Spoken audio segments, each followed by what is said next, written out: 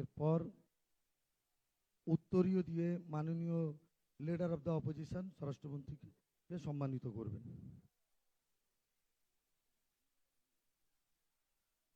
আমি মাননীয় রাজ্য সভাপতিকে অনুরোধ করছি প্রেস কনফারেন্স নিয়ে আপনাদের সামনে বক্তব্য রাখার জন্য।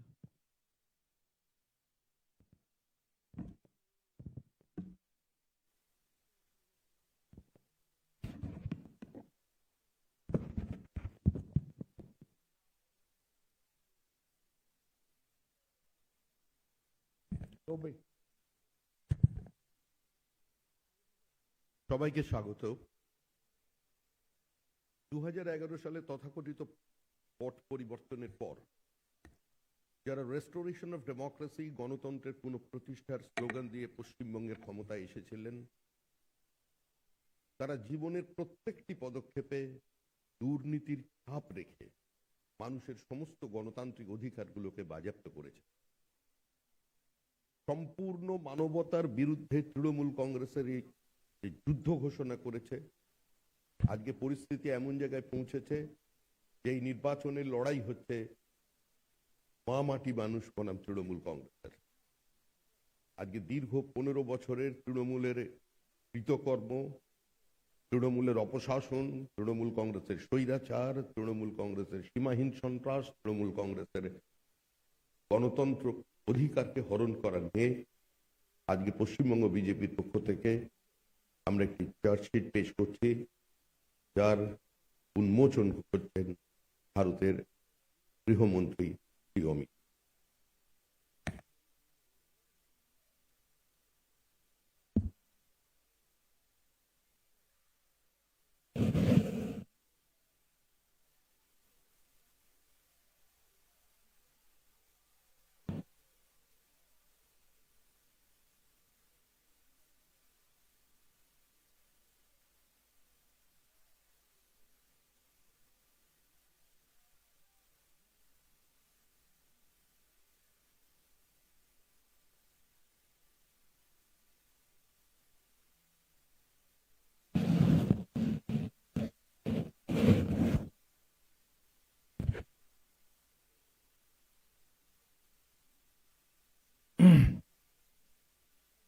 आप सभी का भारतीय जनता पार्टी की प्रेस वार्ता में स्वागत है। जैसा आप सभी जानते हैं, बंगाल में चुनाव की घोषणा हो चुकी है और भारतीय जनता पार्टी के सभी कार्यकर्ता हमारे प्रदेश अध्यक्ष जी के नेतृत्व में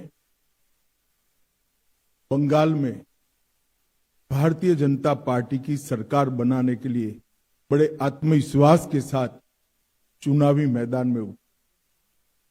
हमारे विपक्ष के नेता श्री शुभेंदु अधिकारी जी ने भी चुनाव के पहले ही पूरे बंगाल का दौरा कर बंगाल में फैली अव्यवस्थाएं, अराजकता और आर्थिक बदहाली और विशेषकर घुसपैठ के मुद्दे को बंगाल के जन जन तक पहुंचाने का काम।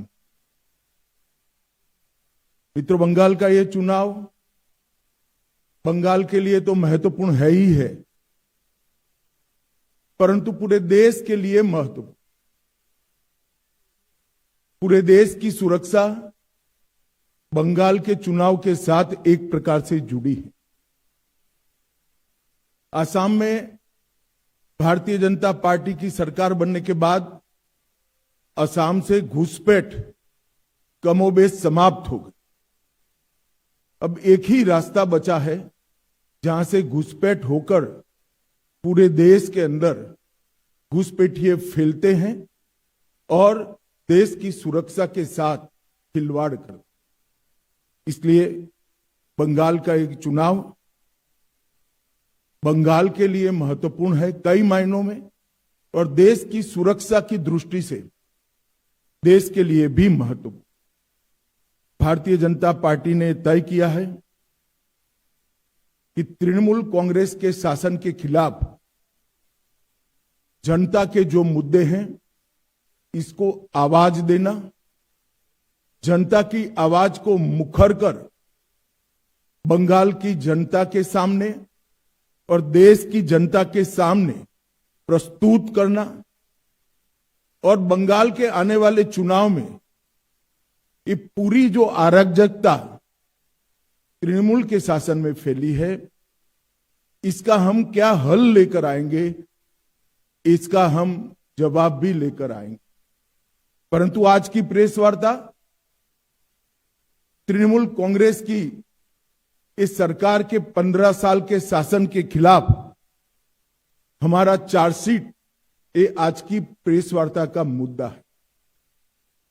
ये चार्जशीट जो है वो तृणमूल कांग्रेस भले कहे भारतीय जनता पार्टी का चार्जशीट है, परंतु मैं मानता हूं ये बंगाल की जनता ने ममता बनर्जी की सरकार के खिलाफ लगाया हुआ चार्जशीट है, जिसको भारतीय जनता पार्टी एक आवाज दे रही। एक प्रकार से आने वाला चुनाव बंगाल की जनता को तय करना है कि भय को चुनना है या भरोसे को चुनना। भय के आतंक से मुक्ति पाकर भरोसे के साथ देश जिस तेजी से आगे बढ़ रहा है, इसके साथ बंगाल को जुड़ना चाहिए। ये तय करने का चुनाव है। विगत 15 सालों में भय, भ्रष्टाचार और भेदभाव की राजनीति चल रही है। झूठ, डर और हिंसा का सहारा लेकर अपनी राजनीति को आगे बढ़ाने का नया राजनीतिक थ्योरी ममता बनर्जी ने प्रस्तुत किया। कोई भी सरकार को चुनकर आने का आधार जन कल्याण के काम होते हैं। तृणमूल कांग्रेस का चुनकर आने का आधार झूठ, डर और हिंसा है। मगर भारतीय जनता पार्टी 1911 से ही 2011 से ही इसके खिलाफ एक संघर्ष कर रहे हैं और मुझे लगता है कि इस बार बंगाल की जनता पूर्ण बहुमत के साथ भारतीय जनता पार्टी की सरकार बनाने जा रही। ये जो चार्जशीट है टीएमसी के 15 साल के काले चिट्ठों का संकलन है। सोनार बांग्ला का स्वप्न दिखाकर सिंडिकेट राज स्थापित कर बंगाल की जनता का शोषण करने वाले शासन की कहानी है। तृणमूल कांग्रेस के कुशासन में बंगाल भ्रष्टाचार की प्रयोगशाला बन चुका है। ऊपर से नीचे तक सफेद पोश आपराधिक सिंडिकेट जनता को परेशान कर रहे हैं और विकास के अभाव में बंगाल इंडस्ट्री के लिए एक प्रकार से ग्रेवयार्ड बन चुका है। बंगाल टीएमसी के पोंचो बिपोर जॉय से ग्रसित यहां घुसपैठियों को प्रोटेक्शन दिया जाता है। तुष्टीकरण को अपना मिशन बना चुकी है सरकार। भ्रष्टाचारी प्रस्तापित रूप से राजनीतिक सिस्टम में पहुंच चुके हैं। कट मनी का कलेक्शन आम बात हो चुका है और सिंडिकेट पर नो एक्शन ये सरकार का स्वभाव बन चुका है। कई सालों तक कम्युनिस्ट शासन का दंश झेली हुई बंगाल की जनता ने सोनार बांग्ला के स्वप्न के साथ परिवर्तन किया था, मगर अब आज वही जनता कह रही है कि इससे तो कम्युनिस्ट अच्छे थे। ऐसा शासन 15 साल तक ममता बनर्जी ने के नेतृत्व में यहां अनुभव में आया है। आज मैं ये भी कहना चाहता हूं कि बंगाल की जनता ने लगातार भारतीय जनता पार्टी का समर्थन किया है और ग्रेजुअली भारतीय जनता पार्टी कैसे बढ़ी है, इसका मैं आज आप सबके सामने थोड़े आंकड़े भी जरूर रखना चाहूंगा। 2014 में हमारा 17% वोट शेयर था लोकसभा चुनाव में और 2 सीटें थी। 19 में हमारा वोट शेयर 41% हुआ, 18 सीटें प्राप्त की। 24 में हमारा वोट शेयर 39% हुआ और 12 सीटें मिली। तो हमने एक 40% वोट शेयर का बेस यहां पर बना है। 2016 के चुनाव में विधानसभा में हमारा 10% वोट था और केवल 3 सीटें हम जीत पाए थे। 21 के चुनाव में 10% से बढ़कर 38% तक हम पहुंचे और 77 सीट के साथ हमारे विधायक दल का श्री शुभेंदु जी नेतृत्व कर रहे हैं। 30 साल तक जो 2 पार्टियों ने यहां पर लंबे समय तक शासन किया, कांग्रेस और कम्युनिस्ट, दोनों को 0 सीटें प्राप्त।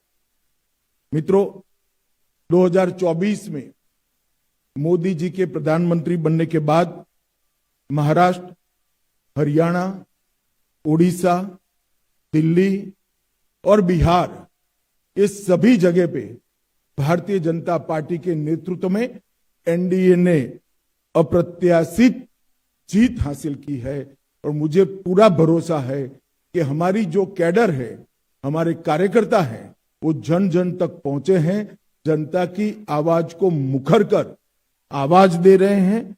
और इस बार बंगाल की जनता ने ये तय किया है कि प्रचंड बहुमत के साथ भारतीय जनता पार्टी की सरकार यहां बनाई जाएगी। ये चुनाव जो है वो एक प्रकार से जान जाने के भय से मुक्ति का चुनाव है, आजादी जाने के भय से मुक्ति का चुनाव है। पूरे बंगाल का बहुमत समाज demographic change, artificial demographic change के कारण भय में जी रहा है कि हमारे ही देश में कहीं हम माइनॉरिटी तो नहीं बन जाएंगे। वो भय से मुक्ति का, अपनी संपत्ति के लूटने के भय से मुक्ति का चुनाव, रोजगारी छीनने के भय से मुक्ति का ये चुनाव है। महिलाओं की सुरक्षा खतरे में है, इसके भय से मुक्ति का चुनाव है। और युवाओं के भविष्य पर जो भय और अंधकार छाया है, इसके मुक्ति का चुनाव। ये चुनाव शांति के भरोसे का है, सम्मान की जिंदगी की गारंटी का चुनाव है, मुफ्त इलाज गरीब को मिले इसके भरोसे का चुनाव है, पक्के घर का अधिकार सिंडिकेट न छीन ले इसके भरोसे का चुनाव है, मुफ्त बिजली हर गरीब तक पहुंचे इसके विश्वास का चुनाव है, हर घर में नल से जल पहुंच जाए इसके भरोसे का चुनाव है, युवाओं के उज्जवल भविष्य का भरोसे का चुनाव है और घुसपैठियों से मुक्त एक बंगाली समाज की रचना के भरोसे का चुनाव। और ये भरोसा आज बंगाल के चुनाव का मुख्य मुद्दा बना है। भय को निकालना, भरोसों के प्रस्तापित करना, इसका मतलब है टीएमसी को हटाना और भारतीय जनता पार्टी का शासन यहां पर लाना। मोदी जी के नेतृत्व में जो विकास की देश के अंदर एक बहुत स्पीड के साथ रफ्तार चली है, बंगाल इसके साथ जुड़ना चाहता है।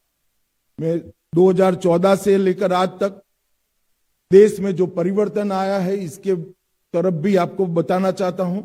15 में पहली बार जम्मू कश्मीर में एनडीए की सरकार बनी, 16 में हमने पहली बार आसाम में सरकार बनाई, 17 में हमने पहली बार मणिपुर में सरकार बनाई, हरियाणा में हमने पहली बार सरकार बनाई, अरुणाचल में पहली बार सरकार बनाई, 18 में त्रिपुरा में हमने पहली बार सरकार बनाई, 24 में हमने ओडिशा में पहली बार सरकार बनाई और 26 में प्रचंड बहुमत के साथ भारतीय जनता पार्टी बंगाल में सरकार बनाने जा रही है।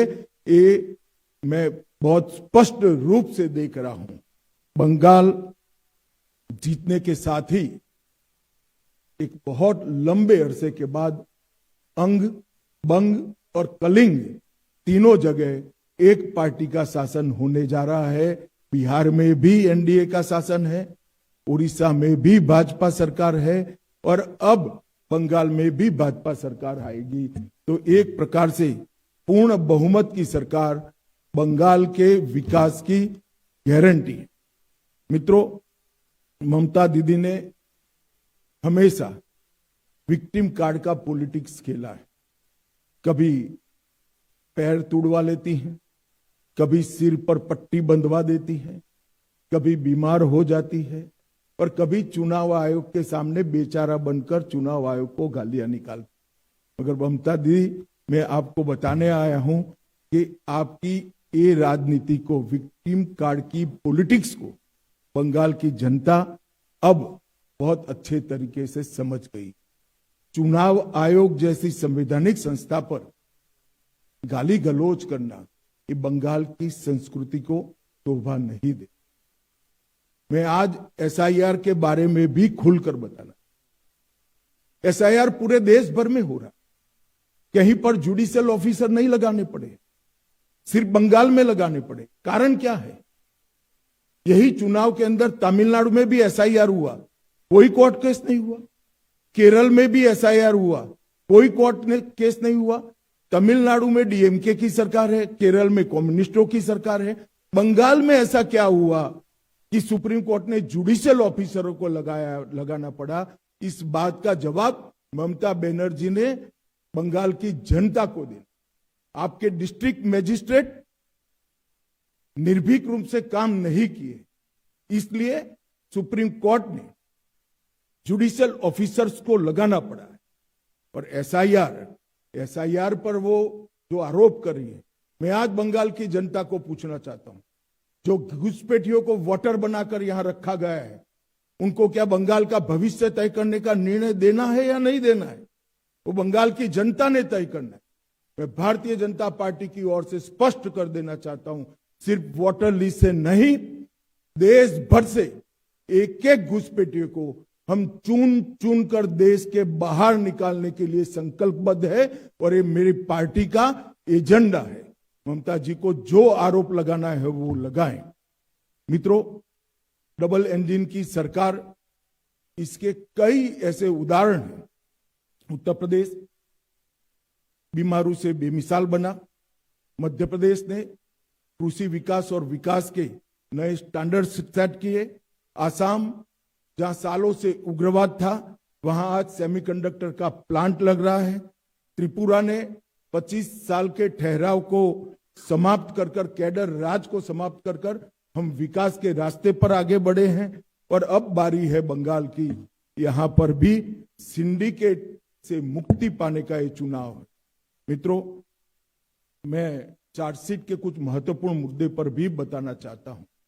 इस चार्जशीट में घुसपैठियों की समस्या को हमने ढंग से उजागर किया है। घुसपैठिया न केवल देश की सुरक्षा के लिए बहुत बड़ी चिंता का विषय है, वो हमारे गरीब श्रमिकों की मजदूरी में भी हिस्सेदारी लेते हैं, गरीब लोगों के अनाज में भी हिस्सेदारी प्राप्त करते हैं और युवाओं की रोजगारी भी छीन। मैं आज ममता बनर्जी जी को स्पष्ट पूछना चाहता हूं कि घुसपैठिए इतने आ गए कि आपकी सरकार सो रही है? मुझे मालूम है वो कहेगी कि बीएसएफ क्या कर रही है। बीएसएफ तभी रोक सकती है जब आप बॉर्डर पर बाड़ लगाने की हमें भूमि दे। 600 किलोमीटर बाढ़ अधूरी रह गई। हमारे होम सेक्रेटरी यहां आकर आपको मिलकर गए, मैं खुद आकर आपकी ऑफिस में मिलकर गया, मगर आपने बाढ़ लगाने की भूमि नहीं दी, क्योंकि घुसपैठियों की वोट बैंक आप बनाना चाहते। हमने कोई पॉलिटिकल ईगो नहीं रखा। हमने आपके साथ संवाद किया, संपर्क किया, पत्र व्यवहार किया, मगर आपने हमें भूमि नहीं दी है। कोई बात नहीं ममता दीदी, आपके पास बहुत कम समय है। 6 मई को भारतीय जनता पार्टी की सरकार बनेगी और 45 दिन में सभी भूमि बाढ़ के लिए जो उपलब्ध कराना है वो भारत सरकार को बंगाल की भारतीय जनता पार्टी की सरकार उपलब्ध करा देगी और हम घुसपैठ को रोकेंगे। तुष्टीकरण की इंतहा कर ममता बनर्जी जी ने रख दिए। मैं आज बंगाल की जनता को बताना चाहता हूं, अल्पसंख्यक का बजट लास्ट बजट के अंदर 5,713 करोड़। ऐसा न मानिए कि मैं अल्पसंख्यक के बजट का विरोध, आपको जो रखना है वो रखिए, मगर उसके अनुपात में पिछड़ा वर्ग की संख्या 3 गुना है और पिछड़ा वर्ग के लिए आपका बजट है, ओबीसी के लिए बजट है 2533 करोड़। कम संख्या होने के बावजूद अल्पसंख्यकों का बजट 5713 करोड़ और ज्यादा संख्या होने के बावजूद पिछड़ा वर्ग का बजट 2533 करोड़। आज बंगाल की जनता को यह सत्य जानना चाहिए, बंगाल की जनता को यह भी जानना चाहिए कि 77 समुदायों को ओबीसी में ममता बनर्जी की सरकार ने जोड़ा, उसमें से 75 समुदाय मुस्लिम थे। क्या और कोई ओबीसी है ही नहीं? किस प्रकार से आप शासन चलाना चाहती हैं? धर्म के आधार पर ओबीसी तय होगा, ये लंबा नहीं चलेगा। आपकी घुसपैठ की पॉलिटिक्स के कारण सिलीगुड़ी कॉरिडोर की सुरक्षा आज कमजोर हो गई है। मवेशी की तस्करी और नकली मुद्रा, इसके कारण पूरे भारत के अर्थतंत्र पर गहरा असर पड़ा है। मित्रों, इस तुष्टीकरण की राजनीति से एक प्रकार से पूरा बंगाल गंभीर समस्याओं से घिर चुका है। महिला मुख्यमंत्री हैं, वो स्वयं महिला है, उनके शासन में महिलाओं का हाल पूरे देश में सबसे खराब है। 34,738 मामले महिलाओं के खिलाफ दर्ज किए गए। टीएमसी द्वारा, इनकी कैडर के द्वारा महिलाओं पर अपराध के केस में खुलेआम संरक्षण दिया गया। आरजी कर के केस में जो आरोपियों के वकील होते हैं, इनको इनाम में राज्यसभा दिया जाता है। और संदेश खाली में धड़ल्ले से आदिवासी महिलाओं का शोषण हुआ, वो भी तृणमूल कांग्रेस का पदाधिकारी था। कस्बा लॉ कॉलेज के बलात्कार में चुप्पी साध ली गई। पार्क स्ट्रीट बलात्कार को ममता बनर्जी ने घड़ी हुई घटना बताया। हंसकाली पीड़िता के केस में टीएमसी नेता के एक बेटे ने बलात्कार किया, तो टीएमसी के नेताओं ने उसके महिला के चरित्र पर ही सवाल उठा दिए। कामदूनी सामूहिक बलात्कार और हत्या के लिए मुख्यमंत्री ने स्वयं महिला जो न्याय की मांग कर रही थी, उनको माओवादी बताया।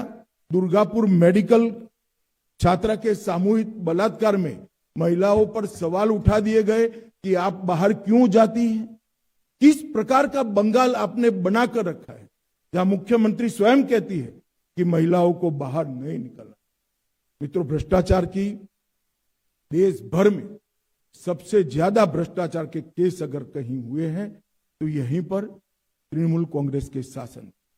राशन का पीडीएस घोटाला 10,000 करोड़, शिक्षक भर्ती का घोटाला, 26,000 नौकरियां रद्द हो गई, मंडे का जॉब कार्ड घोटाला, पीएम आवास का घोटाला, मिड डे मील का घोटाला, पीएमजीएसवाई सड़क का घोटाला, मालदा बाल राहत का घोटाला, अम्फान राहत का घोटाला, मवेशी तस्करी का घोटाला और तृणमूल कांग्रेस के 20 से ज्यादा एमपी, एमएलए और पदाधिकारी एक घोटाले में जेल में बैठे और उनको टिकट भी दिया गया है।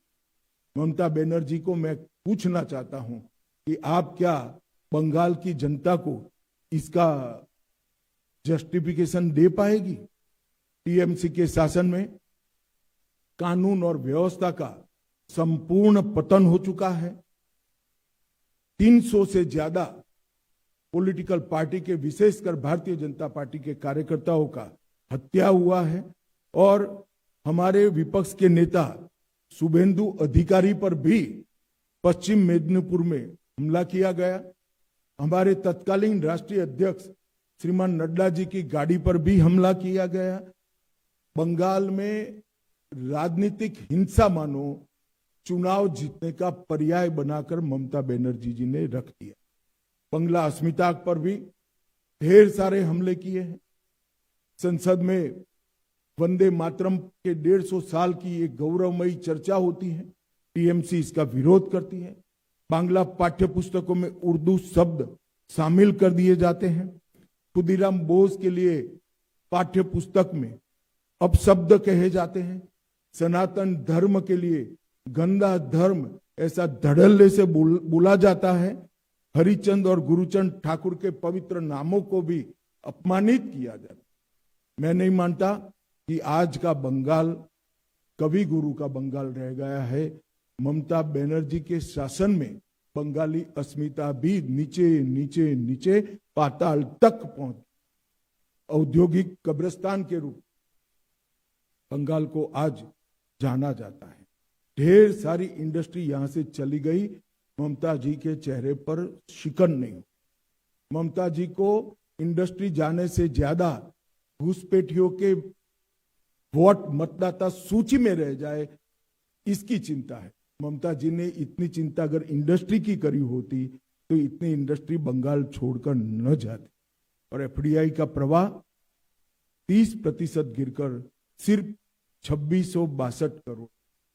इतने बड़े बंगाल में जहां से 40 लोकसभा की सीटें जाती हैं, 2662 करोड़ का एफडीआई का प्रवाह है। मित्रों, किसी भी प्रकार से 15 साल में मां माटी मानुष का जो नारा लेकर ममता जी आई थी, वो नारे को हर तरह से द्रोह करने का काम स्वयं ममता बनर्जी की पार्टी ने किया है, उनकी सरकार ने किया है। और पूरी तृणमूल कांग्रेस, पूरे उनका कैडर कटमनी और सिंडिकेट में व्यस्त हुई है। जनता त्रस्त है, जनता बदलाव मांग रही है।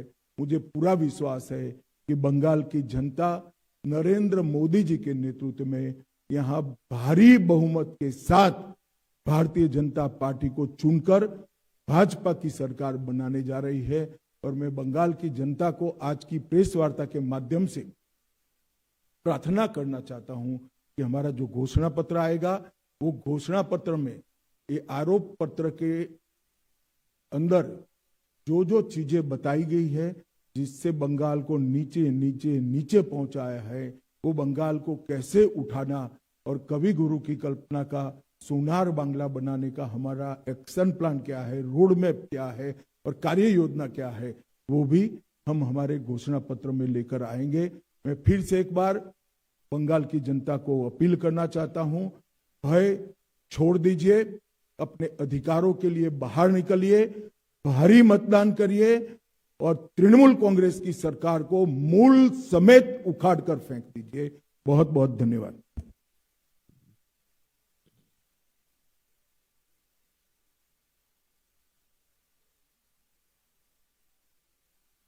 एनआई उज्जवल। फोन माइक ले लो। आपने कहा कि भय मुक्त बंगाल बनाना एक बड़ा बीजेपी का सबसे बड़ा इस बार का एजेंडा भी है और इन्फ्लेटर्स की बात की है।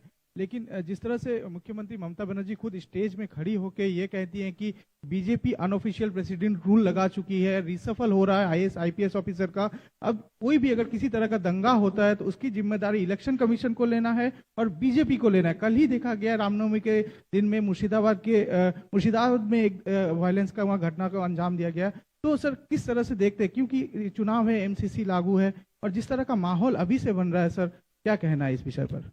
देखिए, देश भर में जहां जहां चुनाव होता है, जिन अधिकारियों के कामकाज पर सवाल उठे हुए हैं, चुनाव आयोग उसके ट्रांसफर पोस्टिंग में दखल देता है, वो पूरे देश भर में हो। बंगाल में इसलिए ज्यादा दिखता है, यहां सारे अधिकारी ही एक प्रकार से इनकी कैडर बन गए, तो यहां कुछ ज्यादा दिखाई पड़ता है। परंतु ममता बनर्जी जी अगर ये सोचती है कि विक्टिम कार्ड खेलकर हम सिंपैथी प्राप्त करेंगे, तो आपको कॉन्क्रीट मुद्दों का जवाब देना पड़ेगा और इससे बच नहीं पाओ। जहां तक लॉ एंड ऑर्डर का सवाल है, जहां जहां भारतीय जनता पार्टी की सरकारें आई, चाहे असम हो, चाहे उत्तर प्रदेश हो, एनडीए की सरकार बिहार में भी आई, हम बदतर से बदतर व्यवस्था से राज्यों को बाहर निकाले हैं। ये हमारा ट्रैक रिकॉर्ड है। बंगाल की जनता हम पर भरोसा कर सकती है। हम बदतर से बदतर हालत वाले राज्यों से एक अच्छे सुशासित राज्यों में परिवर्तन करने का हमारा ट्रैक रिकॉर्ड है और बंगाल में भी हम इसको आगे बढ़ाएंगे। আর ভারত পৌলমী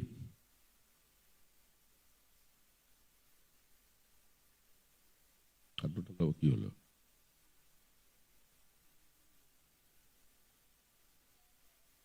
के अलावा और कोई मुद्दा है जो आप प्रवक्ता से उठाना चाहेंगे? उसके साथ साथ नहीं, जरा रिपीट करिए आप। ममता बनर्जी की कुशासन के अलावा और कोई मुद्दा है जो आप प्रवक्ता से उठाना चाहेंगे?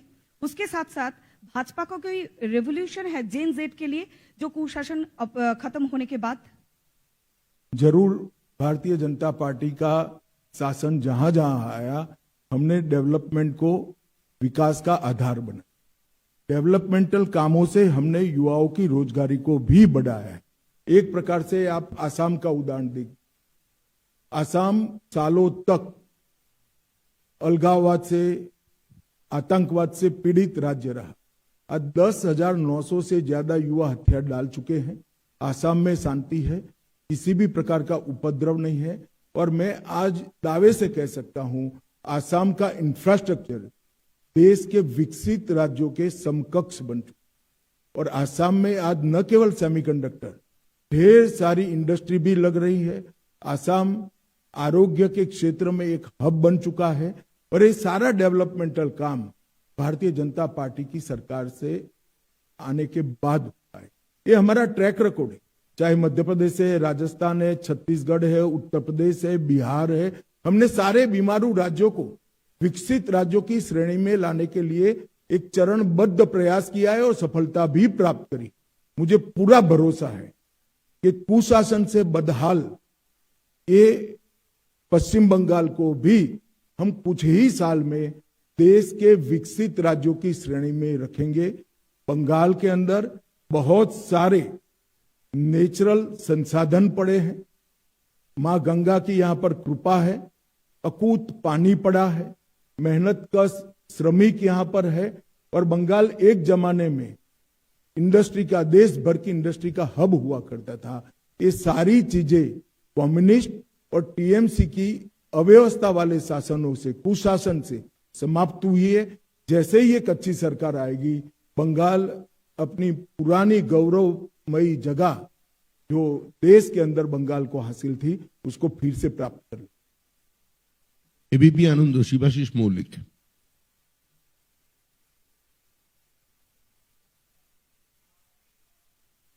आपके आरोप पत्र में आपने कामदुनी से लेकर आरजीकर तक महिलाओं के बारे में बहुत सारे जो निर्यातन के घटना घटी है पश्चिम बंगाल में, उसके बारे में जिक्र किए हैं।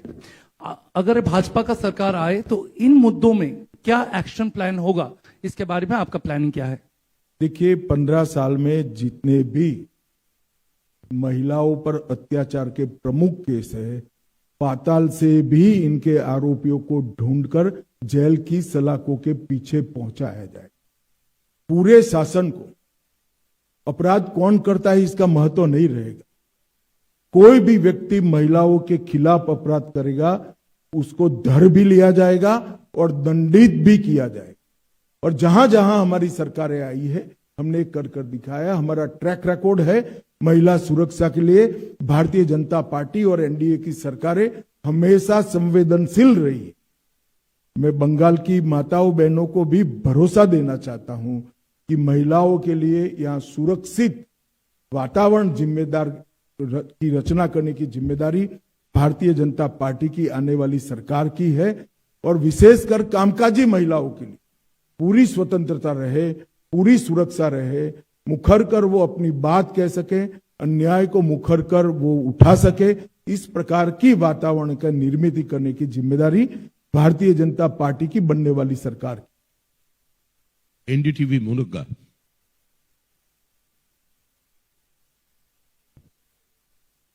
मेरा आपसे सवाल है कि उत्तर बंगाल के लिए, पश्चिम बंगाल के लिए क्या रोड मैप होगा बीजेपी का, और जिस तरह से बात हिंदुओं की होती है तो रामनवमी पर एक बार फिर से हिंसा की तस्वीरें आई हैं मुर्शिदाबाद और उत्तर बंगाल के कई इलाकों से, कैसे देखते हैं आप इसे? देखिए, इस बार थोड़ा कम ही हिंसा हुई है क्योंकि ममता जी के चहेते ऑफिसरों को चुनाव आयोग ने ट्रांसफर कर दिया। फिर भी हिंसा जरा भी नहीं होनी। हम सब समुदाय की सुरक्षा की यहां पर चिंता करेंगे और विशेषकर बहुमत समाज की, क्योंकि तुष्टीकरण के कारण बहुमती समाज के साथ यहां बड़ा अन्याय हुआ है। जहां तक उत्तर बंग का सवाल है, बहुत अन्याय हुआ है। पहले कम्युनिस्टों ने भी किया और बाद में ममता बनर्जी ने भी किया है। उत्तर बंग हमारे देश की सुरक्षा के लिए भी बहुत महत्वपूर्ण क्षेत्र है और समग्रता से बंगाल के विकास को अगर गति देनी है तो नॉर्थ बंगाल को भी गति देनी पड़ेगी। वहां इंफ्रास्ट्रक्चर, स्वास्थ्य, इंडस्ट्रियल डेवलपमेंट और शिक्षा, ये चारों क्षेत्रों को, और उत्तर बंग की जिस प्रकार की डाइवर्सिटी वाली कल्चर है उसको भी हम बढ़ावा देंगे, इसकी सुरक्षा भी करेंगे। हमारे घोषणा पत्र में उत्तर बंग के लिए एक प्रकार से हम विशेष चैप्टर भी लेकर आने वाले। G24 मौमिता चक्रवर्ती। सर, बंगाल में अभी माइग्रेंट लेबर का बहुत ज्यादा प्रॉब्लम है क्योंकि यहाँ पे नौकरी नहीं है। 5,000 या फिर 8,000 में नौकरी मिल जाए वो भी बहुत बड़ी बात है। तो do you have any specific plan for youth generation? देखिए, इसका समस्या का समाधान एक ही है, यहां पर इंडस्ट्रियल डेवलपमेंट को गति देना। यहां से कट मनी के कारण, सिंडिकेट के कारण और भ्रष्टाचार के कारण पूरी इंडस्ट्री देश भर में चली गई।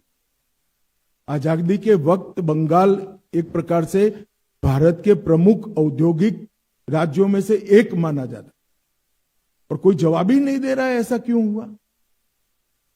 अगर यहां पर इंडस्ट्री आती है तो युवाओं के रोजगार की गारंटी अपने आप बढ़ जाती है। हम सबसे पहले इसको प्राथमिकता देंगे। और जो आप बता रही है बहुत कम मुआवजे में रोजगार कर रहे हैं, मतलब उनकी तनख्वाह बहुत कम है, इसका मेन कारण घुसपैठिया है। घुसपैठिया जो घुस रहा है हमारे युवाओं के अधिकारों का, रोजगारी का भी और रोजगारी के मुआवजे मतलब उनकी तनख्वाह का भी बहुत बड़ा खेल बिगाड़ अगर कोई रहा है तो घुसपैठिए बिगाड़। एक बार सरहदें सील हो जाएगी, बंगाल के अंदर बहुत सारा परिवर्तन। दूरदर्शन प्रसेनजीत बख्शी। हाँ,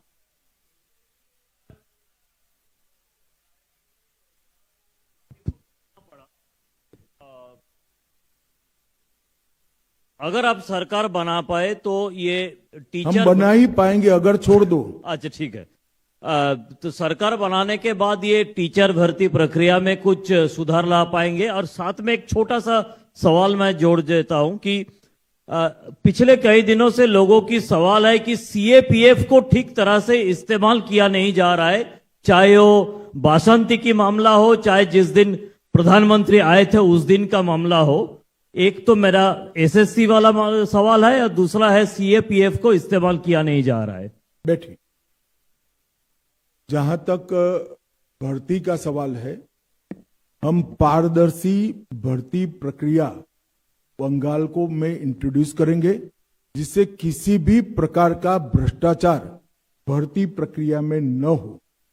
हमने कई हमारे राज्यों में पारदर्शी तरीके से भर्ती कर कर बताया है। आसाम में हमने वादा किया था 1 लाख सरकारी नौकरियों का, हम 1.5 लाख आसाम के युवाओं को एक भी भ्रष्टाचार के आरोप के बगैर नौकरी देने का काम समाप्त कर। परंतु यहां दूसरा भी सवाल है, ढेर सारे भर्ती में जो घोटाले हुए, इसके कारण युवाओं की भर्ती के लिए जो मान्यता प्राप्त आयु है वो चली गई। मैं पहले भी कह रहा हूं कि इसमें 5 साल का रिलैक्सेशन देकर एसएससी घोटाले में जिन युवाओं के मौके छूट गए हैं उनको हम मौके भी देंगे और पारदर्शी तरीके से भर्ती भी करेंगे। ये सरकारी पद और भर्ती के लिए हम हमारे घोषणा पत्र में विशेष व्यवस्थाएं लेकर आने वाले हैं। आज तक अनुपम मिश्र। हाँ, नमस्कार। मेरा सवाल है, इधर हूं मैं। मेरा सवाल है कि आप जैसे वादा कर रहे हैं 45 दिन में जमीन वापस और 45 दिन में जो 7th पे कमीशन है उसको लागू करेंगे, तो क्या, जैसा कि आरोप लगाया जा रहा है आरोप पत्र में कि बंगाल बहुत नीचे चला गया है, तो कितने दिनों में, दिन, तारीख या साल आप कुछ बता पाएंगे कि इतने दिनों में बंगाल को इतने नंबर पर, 1 या 2 या 3 नंबर पर पहुंचा पाएंगे? और दूसरा, अभिषेक बनर्जी ने भी थोड़ी देर पहले ट्वीट किया है कि डीजीपी सीएस को हटा देने के वजह से ही ये जो 1-2 दिनों में घटनाएं हुई हैं हिंसा की, वो हो रही हैं। नहीं, मुझे एक बात का जवाब दीजिए आप। 2021 में चुनाव के बाद जो हुआ, पंचायत चुनाव के बाद, किसका डीजीपी था? भारतीय जनता पार्टी के कार्यकर्ताओं को चुन चुन कर मार दिया गया। कैसे जस्टिफाई करेंगे अभिषेक बनर्जी? क्या बात करते हैं वो? सबसे कम हमले अगर रामनवमी पर हुए हैं तो इस बार हुए, और उसका कारण है कि चुनाव आयोग ने न्यूट्रल टाइप के अधिकारी रखे। उकसाने के 50 प्रयास के बावजूद सबसे कम हमले हुए। क्या झांसा देते हो? जवाब है आपके पास?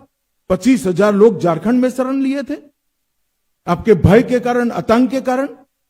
महिलाओं को प्रताड़ित किया गया था।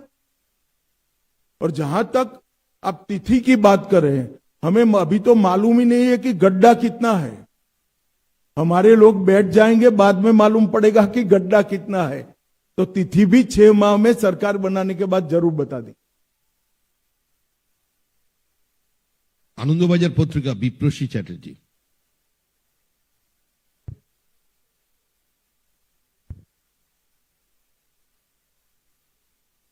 Honorable Home Minister, sir, I want to ask you a question regarding the migrant laborers who speaks in Bengali have been beaten in various states. As a Home Minister, what is your thought about that matter? देखिए, ममता जी बड़ी कुशलता पूर्वक Bengali speaking और बांग्लादेशी दोनों के बीच में भेद को समाप्त कर रही। बांग्लादेश से घुसपैठ करने वाले लोग भी बंगाली बोलते हैं।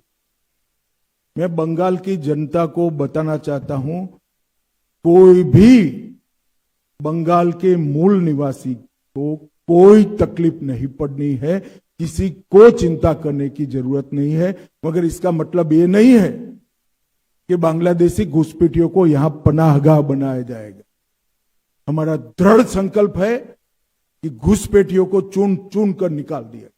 और ममता बनर्जी जी को मैं कहना चाहता हूं कि आपकी ये ट्रिक्स को बंगाल की जनता बहुत अच्छे तरीके से समझ रही है। कृपया कुछ नई ट्रिक लेकर आए तो शायद इल्यूजन खड़ा होगा। ये पुराने तौर तरीके से बंगाल की जनता अब झांसे में नहीं आने वाली। CNN पायल मेहता। बोल लो।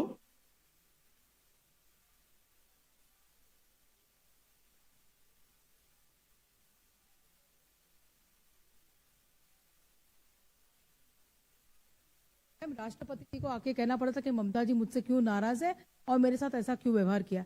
तो जो जिस तरह का व्यवहार यहाँ पे जनजाति समाज के साथ किया जाता है, उस पर आपका क्या कहना है और आगे इनके लिए बीजेपी का क्या प्लान है?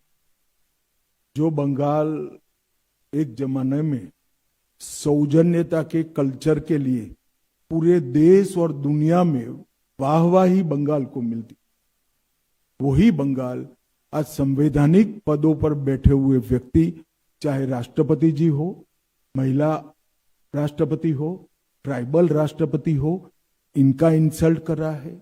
चाहे प्रधानमंत्री जी बंगाल की खबर पूछने के लिए आए हैं, खुद मतलब नेचुरल आपत्ति के बाद, तो वहां पर अफसर न भेजकर प्रधानमंत्री जी का इंसल्ट करना, प्रधानमंत्री जी के कार्यक्रम के थोड़े दूर मुख्यमंत्री धरने पर बैठ जाना, मेरी तो समझ में नहीं आता कि क्या हो गया है। और बंगाल की जनता को ये देखना चाहिए, हमारा बंगाल एक प्रकार से सौजन्यता के संस्कार के लिए पूरे विश्व भर में प्रसिद्ध था। यहां दुनिया के हर लोगों को, हर मत को, हर विचार को प्राधान्य दिया जाता था, आवभगत होती थी। इतनी असहिष्णुता कहां से आ गई? क्या ललक है आपको? और ये बात बंगाल की जनता भी टीएमसी से पूछना चाहती है कि किस प्रकार से आप देश के राष्ट्रपति जी का अपमान कर सकते हैं, विशेषकर वो जब ट्राइबल समाज से हैं, महिला राष्ट्रपति है, किस प्रकार से देश के प्रधानमंत्री का अपमान कर सकते। और ये बंगाल का कल्चर तो कम से कम नहीं था, ये टीएमसी का कल्चर होगा। पूछ लो तुम अंतिम। हाँ,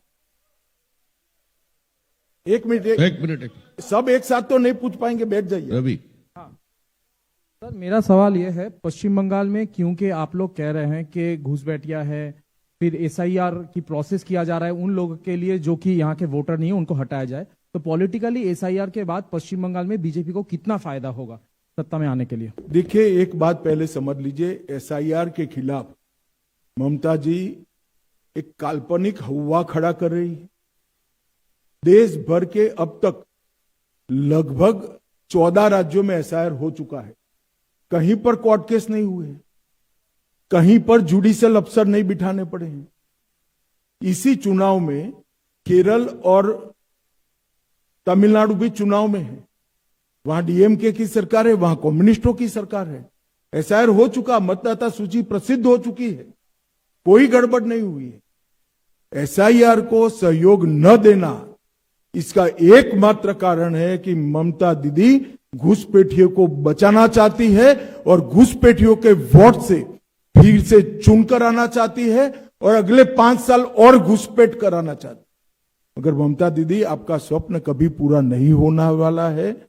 एसआईआर भी हुआ है और बंगाल की जनता भी इस बार दृढ़ निश्चय लेकर बैठी है कि घुसपैठ को हम सहन नहीं करेंगे। अच्छी कानून और व्यवस्था के लिए वोटिंग करेंगे, विकास के लिए वोटिंग करेंगे, मोदी जी के लिए वोटिंग करेंगे और भारतीय जनता पार्टी की सरकार बनाए। सर दैनिक धन्यवाद आपका। सर